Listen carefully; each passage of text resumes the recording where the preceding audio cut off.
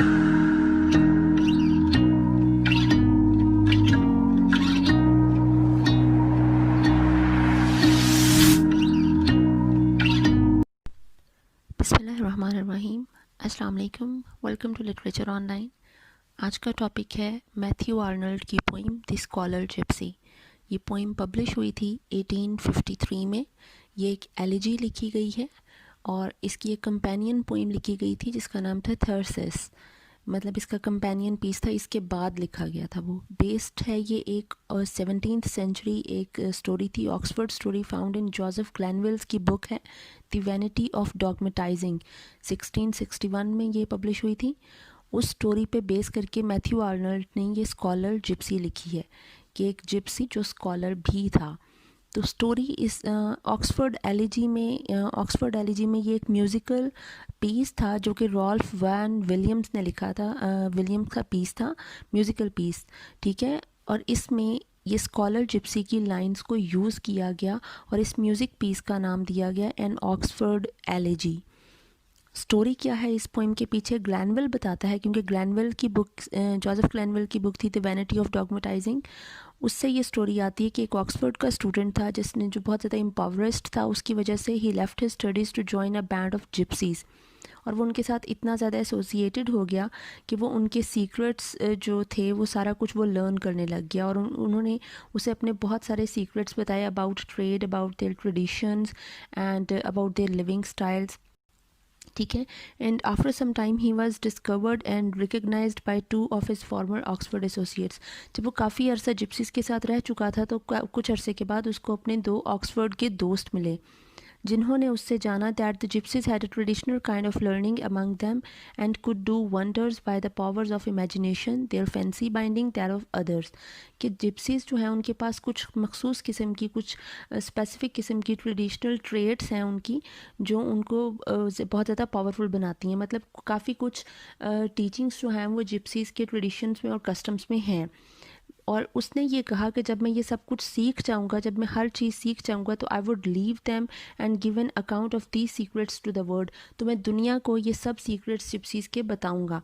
और 1929 में जो मेजर होप निकल्सन था उसने कहा कि ये जो मिस्टीरियस फिगर था, जो स्कॉलर जिप्सी था, जो ऑक्सफोर्ड छोड़ के जिसने जिप्सीज़ के बैंड को ज्वाइन किया, ये जो आदमी था ये फ्लेमिश एल्केमिस्ट था जिसका नाम था फ्रांसिस मर्करी वैन हेलमंड, ठीक है। कि ये एक ट्रू स्टोरी है और ये फ्रांसिस मर्करी वैन हेलमंड पे बेस्ड है, ठीक है। ये हमें बताया था 1929 में मेजर होप निकल्सन ने। अब इसकी ट्रांसलेशन स्टार्ट करते हैं। तो इसकी स्टार्ट होती है poem, go for they call you shepherd from the hill, go shepherd and untie the wattled quotes. वो कहता है कि तुम चले जाओ यहाँ से क्योंकि तुम्हें यहाँ के लोग शेफर्ड बुलाते हैं जो कि हिल्स से आया है, और तुम शेफर्ड अब चले जाओ और जाकर ये जो बान की बनी हुई एक जो वुड टाइप की बनी हुई एक वो बनी हुई होती हैं ना, स्ट्रिप्स बनी हुई होती हैं, animals pen made of wooden strips, ठीक है, वो नॉटेड होती हैं। उस तरह से वो कह रहा है कि उनको जाकर तुम खोलो। मैं पिक शेयर कर रही हूँ तो वो कहता है कि इनको जाकर खोलना शुरू कर दो, अनटाई करो इन वॉटल्ड कोट्स को। No longer leave thy wistful flock unfed nor let thy bawling fellows rack their throats. तुम्हारे पास ये जो ग्रुप ऑफ शीप है, क्योंकि शेफर्ड कहा गया है तो ऑब्वियसली उसके पास कोई फ्लॉक होगा। फ्लॉक कहते हैं कि काफ़ी ज़्यादा जो शीप हैं वो रखी जाएं जहाँ पे। तो जो वेस्टफुल फ्लॉक है तुम्हारा, उसको भूखा मत रहने दो, ठीक है। जो मतलब वो चाह रहे हैं उनको खाना चाहिए, और उनको इतने not let the bowling fellows, bowling के जो आवाज़ें निकाल रहे हैं, रो रहे हैं, भूख लगी हुई है उन्हें, ठीक है। रैक देयर थ्रॉट्स, कि उनको इतना मत चीखने रोने दो कि उनके गले में दर्द होना शुरू हो जाए। Nor the cropped herbage shoot another head, और ना ही इन लोगों को इस बात पर उकसाओ, मतलब अगर फसल नहीं आ रही होगी, नई क्रॉप्स ग्रो नहीं कर रही होंगी तो ऑब्वियसली उनको खाना खाने के लिए अपने किसी ना किसी एनिमल को जो है वो स्लॉटर करना पड़ेगा to feed their babies and humans, ठीक है। तो उनको अपने जो एनिमल्स हैं उनको स्लॉटर करना पड़ेगा, उनको खाना पड़ेगा, कुक करना पड़ेगा, ठीक है। तो उनको एक और हेड को शूट मत करने दो। But when the fields are still, लेकिन जब फसलों में, फील्ड्स में जो है वो सुकून छा जाए, and the tired man and dogs all gone to rest, और जब थके हुए लोग और सब जो डॉग्स हैं वो रेस्ट करने चले जाएं, मतलब शाम का वक्त आ जाए, and only the white sheep are some time seen, और जब सिर्फ कोई एक आधा वाइट जो शीप होता है वो नज़र आए वहाँ पे, cross and recross the strips of moon blanched green, come shepherd and again begin the quest. वो कह रहा है कि तुम तब गुजरना वहाँ से, बार बार आना जाना। द स्ट्रिप्स ऑफ मून ब्लैंच्ड कहते हैं जो वाइटेंड हो गई हों, चाँद की रोशनी से कोई चीज़ जब सफ़ेद हो जाती है उस पर सफ़ेदी छा जाती है। यहाँ पे उसका मतलब दिया गया कि फ़सलें जो हैं वो ग्रो नहीं कर रही हैं, वहाँ पे जो है वो हार्वेस्ट किया जा चुका है, या फिर फसलें ही ग्रो नहीं कर रही हैं। ठीक है, स्ट्रिप का मतलब हार्वेस्ट होगा कि उसको ग्रीन कर देना, ठीक है, रीग्रो हो जाए वहाँ पे क्रॉप्स। कम शेफर्ड, तब तुम आना, and again begin the quest, और अपनी जो खोज है, अपनी जो एक तलाश है उसको दोबारा से शुरू करना। Here where the reaper was at work of late, यहाँ जहाँ पे हार्वेस्टर जो है वो देर तक काम करता है, हार्वेस्टर और रीपर कहते हैं जो फसल काटता है, ठीक है, हार्वेस्ट करता है। In this high fields dark corner, और इस डार्क कॉर्नर में, इस हाई फील्ड में, when he leaves his coat, where he leaves his coat, his basket and his earthen cruse, जहाँ पे वो अपने कोट को छोड़ता है, अपनी बास्केट को छोड़ता है और अपना प्याला छोड़ता है जिसमें वो पानी पीता होगा, ठीक है। And in the sun all morning binds the sheeps, और वो जब सूरज की रोशनी होती है, मतलब दिन का सारा वक्त, वो उन जो अपनी जो वो फसल काटता होगा ना, उस फसल को, जिस तरह आपने देखा होगा कि जब एक सीज़न होता है उसमें शुगर केन्स जो हैं, गन्ने, उनको लंबाई रुख में जो है वो एक तरफ करके असेंबल करके उनको बांध दिया जाता है। तो जब फसलों को लंबाई रुख में असेंबल करके उनको बांध दिया जाता है उसको शीव्स कहते हैं, ठीक है, कि वो सारा दिन जो है वो अपनी फसल काटता है, क्रॉप को हार्वेस्ट करता है, काटता है और उसको बांधता है, ठीक है। उन शीप्स में उनको जो है वो कर देते हैं, सेगमेंट कर देते हैं। Then here at noon comes back his stores to use, और वो दोपहर के टाइम यहाँ पे आता है, हिज स्टोर्स टू यूज़ मतलब कहीं पे उसे जो है वो जमा करने आता है, कहीं पे उसे रखने आता है, वो जो सारी उसने फसल काटी हुई होती है। Here will I sit and wait, और जहाँ वो ये रखने आ रहा है अपना सारा जो सारे दिन की मेहनत होती है, मैं वहाँ बैठूँगा और वेट करूँगा।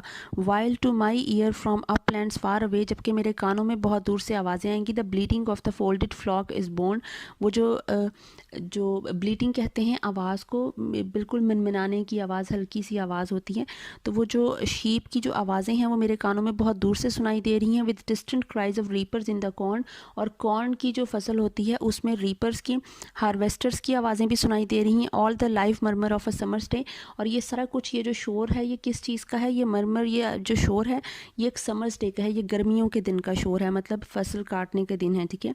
स्क्रीन्ड दिस नुक ओवर द हाई, मैंने ये जगह जो है, ये कॉर्नर जो नुक है इसको चुन लिया है। ओवर द हाई, एक ऊपर जगह पे, हाफ रीप्ड फील्ड, ये एक हाफ रीप्ड फील्ड है, ठीक है। And here till sundown shepherd will I be, और जब तक सूरज गरूब नहीं होता शेफर्ड मैं यहाँ पे रहूँगा। Through the thick corn and scarlet poppies free, ये जो थिक कॉर्न की जो फसल है इसमें से स्कारलेट पॉपीज मतलब रेड कलर के जो पॉपीज होते हैं ना, जो कि ये पॉपीज़ यूज़ होते हैं as a symbol of peace, death and sleep, इसमें से ओपियम निकाली जाती है, मतलब जो है वो नशा आवर ये होती है, ठीक है, इसलिए इसको स्लीप एंड पीस की सिंबल कहा गया है। ये थिक कॉर्न में से स्कारलेट पॉपीज़ जो हैं वो नज़र आते हैं कहीं कहीं। And round green roots and yellowing stalks I see, और उनकी जो ग्रीन कलर की रूट्स हैं और जो येलो कलर की जो उनकी टहनियाँ सी होती हैं, जो स्टॉक्स होती हैं, उनमें से मुझे नज़र आता है पेल पिंक कॉन्वोल्वुलस इन टेंड्रिल्स क्रीप। ये एक ग्रीन कलर का जो पत्ता, मैं साथ में पिक शेयर कर रही हूँ, वो ऐसे कर्ल सा हुआ होता है, मुझे वो नज़र आता है, ठीक है। इन टेंड्रिल्स क्रीप, वो बीच में से अचानक से वो क्रीप करता हुआ नज़र आता है, जैसे क्रॉल कर रहा होता है। एंड एयर स्वेप्ट लिंडन्स यील्ड, और जो लाइम ट्री के जो प्लांट्स हैं वहाँ पे उनमें से हवा गुजर रही है, एयर स्वेप्ट हो रही है, मतलब एयर इज स्वीपिंग थ्रू लिंडन्स, ठीक है, lime trees. Their scent and rustle down their perfumed showers of bloom on the bent grass where I am laid, और उनकी जो खुशबू है और उसकी वो जो पत्ते जो थोड़े बहुत वो शॉवर हो रहे होते हैं, मैं जहाँ पे घास पे लेटा हुआ हूँ वहाँ पे वो मेरे ऊपर जिस तरह बारिश हो रही होती है इस तरह से उसकी खुशबू और उसकी वो जो हल्की सी पार्टिकल्स होते हैं वो मेरे ऊपर गिर रहे हैं। And bower me from the August sun with shade, bower का मतलब भी होता है प्लीजेंट शेडी प्लेस, कि वो मुझ पे छाँव कर रहे हैं, इस अगस्त की धूप में वो मुझ पे छाँव कर रहे हैं. And the eyes travel down to Oxford towers, और मेरी जो आंखें हैं वो देखती हैं, मतलब मुझे नज़र आता है ऑक्सफोर्ड का टावर. ऑक्सफोर्ड का टावर जो था ये टावर ऑफ वेंस को कहा गया है, जो ऑक्सफोर्ड में था इंग्लैंड में. ठीक है, टावर ऑफ वेंस. But once years after in the country lanes, वो कह रहा है कि एक दफ़ा बहुत अरसे के बाद कंट्री लेन में two scholars whom at college ere he know, दो स्कॉलर जिसको वो कॉलेज में, एयर्स का मतलब होता है लॉन्ग अगो, बहुत अरसा पहले जिनको वो कॉलेज में जानता था, मेट हिम, वो उसको मिले. And his way of life inquired, और उन्होंने उसका हालचाल पूछा.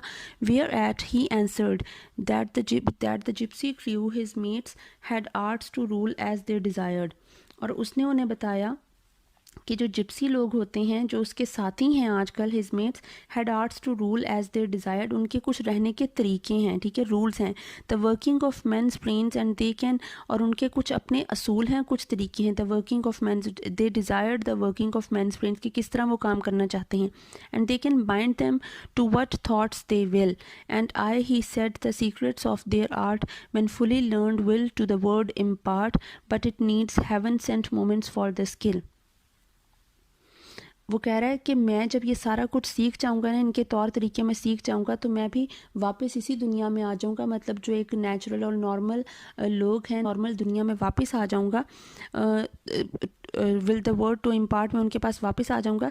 लेकिन उनकी ये स्किल सीखने के लिए बहुत ज़्यादा मतलब जो है वो हेवन सेंट मोमेंट्स, मतलब बहुत ज़्यादा ताकत चाहिए, बहुत ज़्यादा हिम्मत चाहिए, और आपको बहुत ज़्यादा खुद भी स्किल्ड होना चाहिए. ठीक है, विल पावर चाहिए to learn their skill and their ideas. This said he left them, उसने ये कहा तो सही उनसे, और फिर वो चला गया. एंड रिटर्न्ड नो मोर, लेकिन वो कभी वापस नहीं आया उसके बाद. But rumours hung about the country side, लेकिन उस जगह पे कंट्री साइड में इस किस्म की रूमर्स जो हैं वो काफ़ी ज़्यादा स्प्रेड होती रहती हैं. That the lost scholar long was seen to stray, कि वो जो लॉस्ट स्कॉलर है वो कहीं देखा गया था. ठीक है, स्ट्रे का मतलब है ऐसी आवारा फिरते हुए, बिल्कुल एमलेसली फिरते हुए देखा गया था. सीन बाय रेयर ग्लिम्पसेस, कि उसको बिल्कुल मोमेंटरी किसी लम्हे के लिए देखा है जैसे. ठीक है, पेंसिव एंड टंग टाइड, और वो जब उसे देखा तो वो बहुत ज़्यादा पेंसिव था, मतलब he was lost in his thoughts, and tongue tied, और वो कुछ बोला नहीं, उसने कोई बात नहीं की. ठीक है, he was too shy to talk to. In hat of antique shape, उसने एक एंटीक शेप का हैट पहना होता है. एंड क्लोक ऑफ ग्रे, और ग्रे कलर का उसने वो क्लोक या कपड़े, जो बड़ा सारा गाउन सा होता है, जो सर शोल्डर से पाँव तक होता है, वो पहना होता है. द सेम द जिप्सीज, वो बिल्कुल वैसा ही जैसे जिप्सीज पहनते हैं. Shepherds had met him on the hurst in spring, ऐसा कहा जाता है कभी कि शेफर्ड्स जो हैं वो उसको हर्स्ट में, स्प्रिंग के मौसम में उसे हर्स्ट पे मिलते हैं. ठीक है, एक जो लकड़ी के जिस तरह इन से बनाए हुए होते हैं पहाड़ों के ऊपर, उसे हर्स्ट कहते हैं. At some lone ale house in the Berkshire moors, या फिर ऐसे कोई कहता है कि उसे कहीं पे देखा गया है किसी एल हाउस में, जैसे कोई इन बनाया हुआ होता है, जैसे सराय होते हैं, एल हाउस में देखा गया बर्कशायर मूर्स में. On the warm ingle bench the smoke frocked boors had found him seated at their entering, या फिर कोई कहता है ये स्मोक फ्रॉक्ड बूर्स कहते हैं, यूरोपियन लोगों का ड्रेस हुआ करता था, जो आदमी जो हैं वो फ्रॉक टाइप के जो हैं वो ड्रेस पहना करते थे. ठीक है, लड़कियों की तरह के फ्रॉक पहना करते थे, कि उन लोगों ने जो है वो उसे कहीं पे देखा. He found him seated at their entering, कि उन्होंने वहाँ पे उसे किसी कॉर्नर पे बेंच पे बैठे हुए देखा है अकेले में. But with their drinks and clatter he would fly, लेकिन जब भी कोई, मतलब उनके ड्रिंक और बातों के दरमियान जब लोग आपस में बैठे ड्रिंक कर रहे होते हैं और बातें कर रहे होते हैं, वो उसी टाइम चला जाता था. ही वुड फ्लाई, के मतलब वो अचानक से गायब हो जाता था. And I myself seem half to know thy looks, वो कह रहा है कि मैंने भी जो तुम्हें देखा है, half to know thy looks, कि मुझे भी सही तरह से नहीं पता कि तुम बेसिकली किस तरह के दिखते होगे. And put the shepherd wanderer on thy trace and boys who in lone waterfield scare the rooks, और मैंने शेफर्ड्स और वॉन्डरर्स, मतलब जो कुछ शेफर्ड होते थे और कुछ जो ऐसे ही एमलेसली घूमते रहते थे, आवारा से लोग होते थे, आवारा लड़के जो जिनका काम ही सिर्फ इर्द गिर्द घूमना फिरना होता था, उनको मैंने तुम्हारे पीछे लगाया था. ऑन दाई ट्रेस, कि वो तुम्हें ट्रेस करें, तुम्हें ढूंढें. And boys who in lone wheat fields scare the rooks, और वो लड़के जो कि वीट फील्ड्स में, गंदम की फसल में जो है वो कौवों को भगा रहे होते हैं. ठीक है, मतलब बच्चे. I ask if thou has passed their quiet place, तो मैं उनसे भी पूछा करता था कि कहीं उन्होंने तुम्हें वहाँ से कहीं गुजरते हुए नहीं देखता, और in my boat I lie moored to the cool bank in the summer heats, या फिर जब मैं अपनी बोट में लेटा हुआ होता था समर हीट में, ठीक है, in the cool bank mid white grass meadows which the sunshine fills, या फिर जिस तरह घास में लेटा हुआ हूँ, mid white grass meadows which the sunshine, कि सूरज की रोशनी पड़ रही, किसी चिरागाह में मैं लेटा हुआ हूँ, and watch the warm green muffled Cumnor hill, और मैं किसी हिल की, जो कमनर हिल है ये एक हिल है जो आउटस्कर्ट्स ऑफ ऑक्सफोर्ड में है, मतलब ऑक्सफोर्ड के बाहर वाली जगह पे है, ठीक है। ग्रीन मफल्ड हिल को देखा करता था, मतलब ये गर्मियों का ही चल रहा है बिल्कुल मौसम। And wonder if to haunts their shire retreats, और मैं हैरान होता था, ये सोचता रहता था कि कभी तुम वहाँ से गुजरते होगे। फॉर मोस्ट आई नो दो लव रिटायर्ड ग्राउंड, क्योंकि मुझे पता है कि तुम्हें, फॉर मोस्ट आई नो, मुझे ये पता है, आई नो दैट दो लव रिटायर्ड ग्राउंड, कि तुम्हें इस तरह की ज़मीन पसंद है, नॉन एग्रीकल्चरल लैंड, ठीक है। रिटायर्ड ग्राउंड का मतलब है नॉन एग्रीकल्चरल लैंड, ठीक है। The at the ferry Oxford riders blithe, blithe कहते हैं केयरलेसली या हैप्पी, ठीक है। Returning home on summer nights, ये वो सोच रहा है कि ये स्कॉलर जिप्सी इस तरह से आता होगा कि फेरी कहते हैं बोट को, शिप को, ठीक है, कि ऑक्सफोर्ड राइडर्स ब्लीड केयरलेसली, तुम बड़े अच्छे मूड में बिल्कुल केयर फ्री होकर तुम वापस आते होगे किसी समर नाइट में उस शिप पे बैठ के। Have met crossing the stripling Thames at Bablock Hithe, अच्छा बैबलॉग हीथ जो है एक स्मॉल एरिया है ऑक्सफोर्ड शायर में, 5 मील का कुछ इस तरह का रास्ता बनता है, वहाँ पे एक फेरी है जो रिवर थेम्स में होती, 13th सेंचुरी की बात है, ये वो रेफरेंस 13th सेंचुरी का इसने लिया है कि रिवर थेम्स वहाँ से गुजरते हैं, मतलब वो जो बैबलॉग हीथ है वहाँ पे जाने के लिए रिवर थेम्स में एक फेरी हुआ करती थी, उस पर बैठ कर वहाँ से मतलब दूसरी तरफ जाया करते थे। तो ये उसका जिक्र किया है कि have met crossing the stripling Thames and Bablock Hithe, कि तुम उस पर बैठ के वहाँ से जाया करते होगे। Trailing in the cold stream thy fingers wet, और वहाँ से मतलब जब वो पानी में तुम अपनी उंगलियों को गीला करते होगे, ठीक है, उसमें as the punt's rope chops around, जब वो जो कश्ती है उसकी जो पंट कहते हैं फ्लैट बॉटम्ड बोट को, ठीक है, उसकी कश्ती की जो रोप है वो जब घूमती होगी तब तो मतलब अपनी उंगलियां भी वो पानी में घुमाते होगे। And learning backward in a pensive dream and fostering in Dai lap a heap of flowers and leaning backward in a pensive dream, और वो तुम अपनी ख्वाब में मतलब एक अपनी सोच में गुम होकर बिल्कुल पीछे को, जिस तरह बंदा लेट जाता है, लीन कर लेता है, किसी चीज़ का सहारा ले लेता है, तुम पीछे को सहारा लेकर बैठ जाते होगे, मतलब बिल्कुल पुरसकून बैठ जाते होगे। And fostering in Dai lap a heap of flowers, और अपनी गोद में तुम रख लेते होगे अ हीप ऑफ फ्लावर्स, एक बंच ऑफ फ्लावर्स जो कि बिल्कुल सही तरह से वो नहीं किए गए, उनको अरेंज नहीं किया गया, बस वैसे ही फूलों को इकट्ठा कर लिया गया, मतलब गुलदस्ते में जिस तरह बुके में फूल अरेंज किए होते हैं प्यारे से, हीप कहते हैं अनअरेंज्ड बंच ऑफ फ्लावर्स, ठीक है। तुम अपनी गोद में रख लेते होगे वो फूलों का बंच। प्लक्ड इन शाई फील्ड्स एंड डिस्टेंट विचवुड बावर्स, जो तुमने वो विचवुड बावर्स की फील्ड से तुमने उन्हें तोड़ा होगा, प्लक किया होगा। एंड दाइन eyes resting on the moonlit stream, और तुम अपनी आंखों को ठहरा लेते होगे उस मूनलिट स्ट्रीम पे, मतलब चांद की रोशनी से जो एक वो रिवर है उस वक्त वो चमक रहा होता है, तुम उस पर अपनी आंखें ठहरा लेते होगे। तो ये 8 स्टेंजास थे इसके। आई होप आपको समझ आ गई होगी। नेक्स्ट इंशाल्लाह नेक्स्ट वीडियो में करेंगे। Thank you so much.